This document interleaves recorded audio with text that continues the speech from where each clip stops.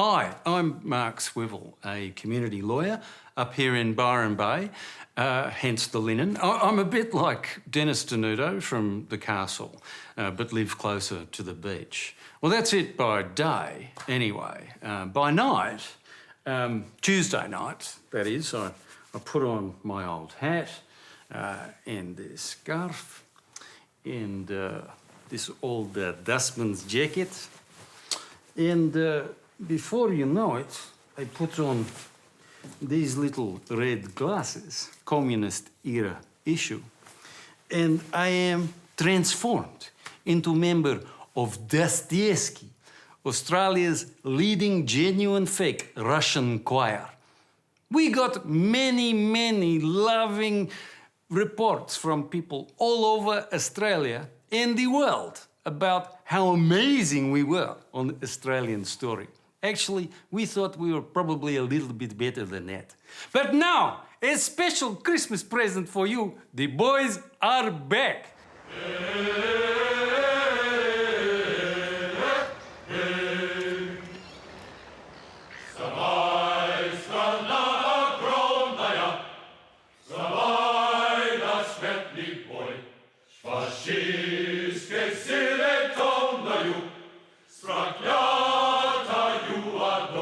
Here is Dustyesky, live in Brunswick Heads. Special isolation performance for Australian Broadcasting Collective. We sing together apart, just over 1.5 meters, to be sure. A Russian choir out of a bunch of men that don't speak Russian? It's kind of bizarre, but it works. Dustyesky is the leading genuine fake Russian choir in Southern Hemisphere. We are 28 men, middle-aged, very hairy, and we all live outside the tiny little hamlet of Mullumbimby, or as we call it, Malumgrad. It turns out that we are the choir fit for pandemic. И еще о музыке любительский хор из Австралии, прославившийся исполнением русских And песен. then suddenly they got contacted by Russian TV. And I don't think they were quite prepared for their reaction. Они прославились тем, что исполняют русские классические песни, совершенно не зная. The irony of going viral during COVID-19 in Mother Russia. We cannot get enough of it. We are choir born for pandemics. Most infectious choir on the planet right now.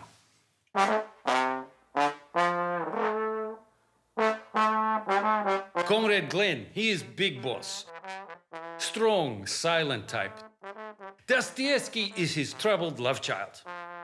Glenn Wright is one of the founders of Dustyesky. He has a long history in the music industry from back in Sydney of the Harbourside Brasserie. And he's just really great at seeding ideas and making them happen. I came up with this idea of putting together a Russian choir with locals. I've had a long-standing love affair with the music of Russia. There's just this incredible tradition. The Russian people are kind of edgy, I think. But I just love the passion, and I think that that's what the choir tries to create. Cheers, Tom. Cheers. Prost, whatever. I was having a beer with my friend Tom Whitaker, Comrade Whitaker. It was great. Yeah. Tom said, well, we need to find someone to lead us musically, and suggested Andrew Swain. I was at a party with Glenn and Tom, and it was 2 o'clock in the morning, and we were drinking vodka, and that was when they asked me. Well, I was pretty much anybody's at that stage. And then the next morning, I woke up and I went, oh, Russian. And away we went. Andrew Swain has a long history in choirs. He is a choir master himself. You couldn't get someone better to be doing the arrangements. When we get louder, not to speed up, just relax, you know, like give it all, but don't race it. When we started the group, I didn't audition anybody. I do come from a background where I do believe that everybody can sing. Who knew parking was a problem in Mullum, huh? Mark Swivel came along and he was new to town and kind of new to the choir. I don't know how he got in because he was pretty tough, but he was exactly the right person and the right fit. Now, each of the Dustyeskys live alone in shipping container. We do many things for workings. Most of the boys work in typewriter factory. Some of them are salmon smokers. Of course, we make the gherkin and liqueur. That is how we live our life. We make most of our money from that. Ski pie. We do a little bit sing-song now for the good people of Malmgrad. Swiv's a lawyer, but he's also a comedian. He brought humour and a dynamism to the show. What do we think of the red gherkin beer, boys? What do we think? Is good? Oh, that is absolute seal of approvals right there. We did our first gig at the 2015 Mullum Music Festival, and it went really well. It felt like we were Russians. In fact, some of the people in the audience thought we were Russian, which we all got a kick out of, and the original idea was that that would happen.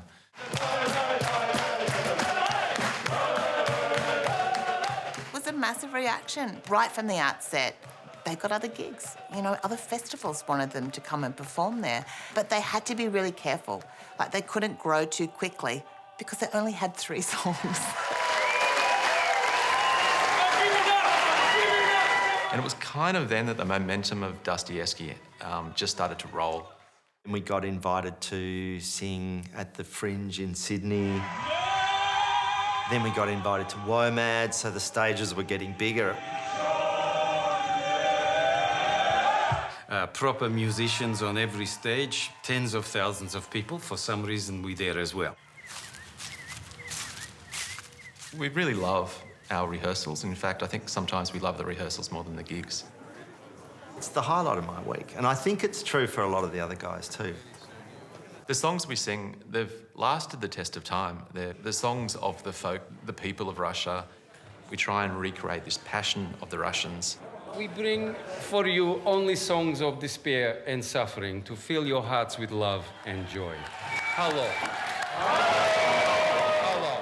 By the end of it, everybody dancing and behaving in quite a silly fashion. But also, I think everybody sees that we respect the music deeply. Итак, сегодня мы в гостях у одного из самого необычного хора Австралии, Dustyesky. The Russians started to notice us, and we were really nervous about whether they'd like us or hate us. But everyone go, oh, Dustyesky, I know that Russian writer boy. And we go, no, it's Dusty fridge for beer, like icebox. Very good. And the Russian ambassador come along with his entourage. If you look under Bond villain on Wikipedia, there is a picture of him. That is what he looks like. He's a beautiful man. So he loves it, his wife loves it too. О русских мотивах на австралийский лад. Павел Матвей. Out of the blue, TV1, which is like the Russian version of the ABC, did that little spot at the end of the news. А в Австралии сердца слушателей покоряет коллектив, который исполняет песни на... And suddenly my phone started getting like messages from Russia in the middle of the night. I was like, what's going on? And eventually we found out that, we'd been shown all over Russia all day at the end of every newscast. Цель разбогатеть и прославиться перед ними не стоит. Russians are moved by it, and they're reminded of how rich their culture is, and they easily accept what we do as a compliment. We're not interested in politics. We do not endorse any political system or government. We invite President Putin to come to Malmgrad and to sing with us, to go fishing with us, to drink with us, and we hang out in the river together. We take off our shirts and cover ourselves in macadamia butter and see what happens. Hey! Comrade Dustyesky. Glensky. Elbows. I want to hug you. No, you can't. Why not? Hey, today's the day, man. I know, the 5th of May. We'd be in the motherland. I know. We'd always wanted to go to Russia, but it's so hard to organise anything with 28 guys. It's like herding cats. I mean, there's no way it's going to happen. Eventually, we get the phone call. It's the Russian Ministry of Culture. We want you guys to come to Russia to sing for the regiment of the immortal soldiers for the Grand Victory Day Parade in Red Square. We're like, here we go. 250,000 people and Putin and the tanks and all the stuff. They were going to invite 28 men to travel all the way around the world for 4 minutes. And we said most of men not last that long, but we give it a crack anyway. All the crew from Dustyesky should have been on a plane pretty well right now flying to Russia, and then COVID hit, so it was cancelled. Bloody COVID got in the way, didn't it? And so Russian TV invited them to put a clip together. They just did it on their iPhone, all in different locations of where they are in isolation.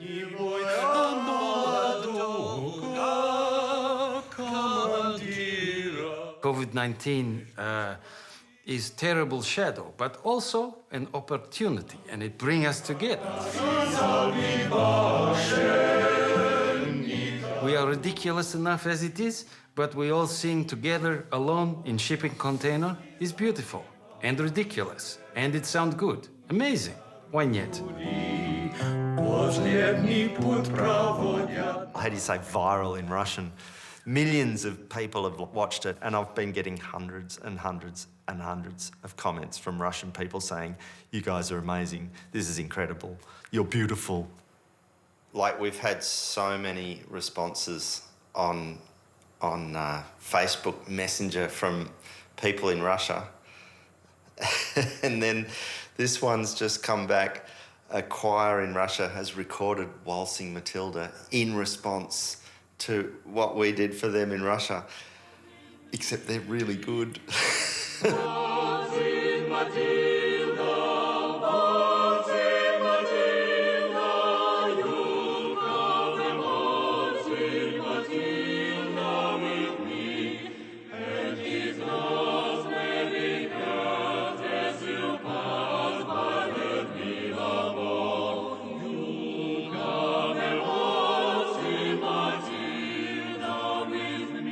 The accidental nature of the whole thing has been a really fantastic journey, not just for me, but for everybody.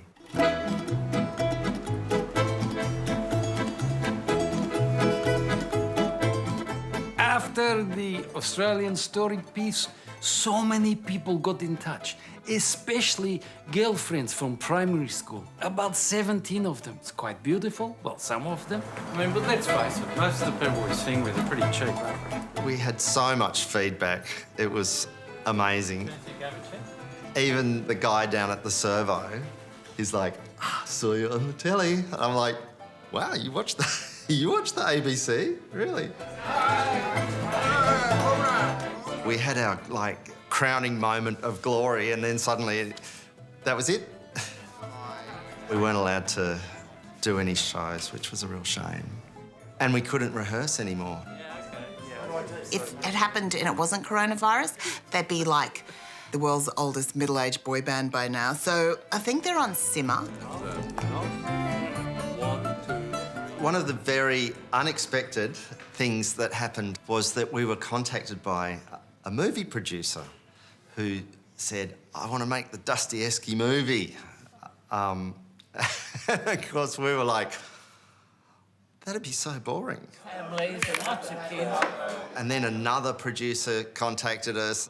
And then finally, a big, proper production house from Hollywood got in touch. After a very spirited couple of hours, and then followed by a secret ballot, Dustyesky style, it was decided that we didn't want to have a film made about us. I don't know. My advice to you is just to try to... Because we just want to be a bunch of guys that have fun on Tuesday nights. And that's how we want it to stay. So, no film. I got to be honest, Where was the money?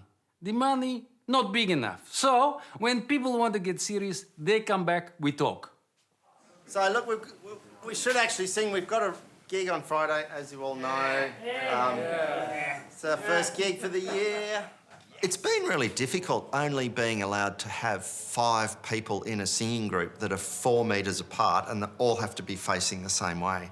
It's not really how we roll. But now that you can have 50,000 people at a football match all shouting, we can have 28 people in a space singing.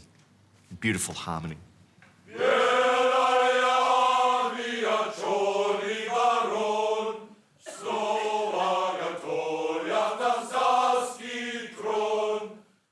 Interesting to see what happens for Dustyesky in 2021. You can imagine how hard it is to keep a band together, as it is. But when you've got that many men from that many different backgrounds, it's really important that they get out there performing again, that they have a place to perform. Dustyesky, oh my God, has not done performancing all year. So we will go off like Banga on Cracker Night this Friday. You should be there. Who wants to learn this song with us? Even a little bit. Who knows? Jingle bells. You want to learn it in Russian?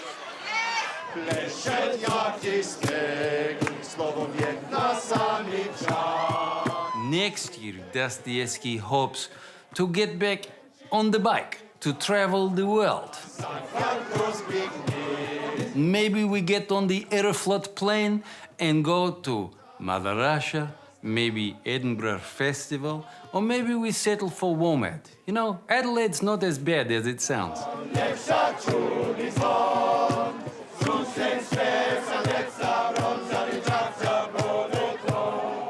We might not, end up on the silver screen, but, we might end up in your local RSL somewhere singing Russian tunes.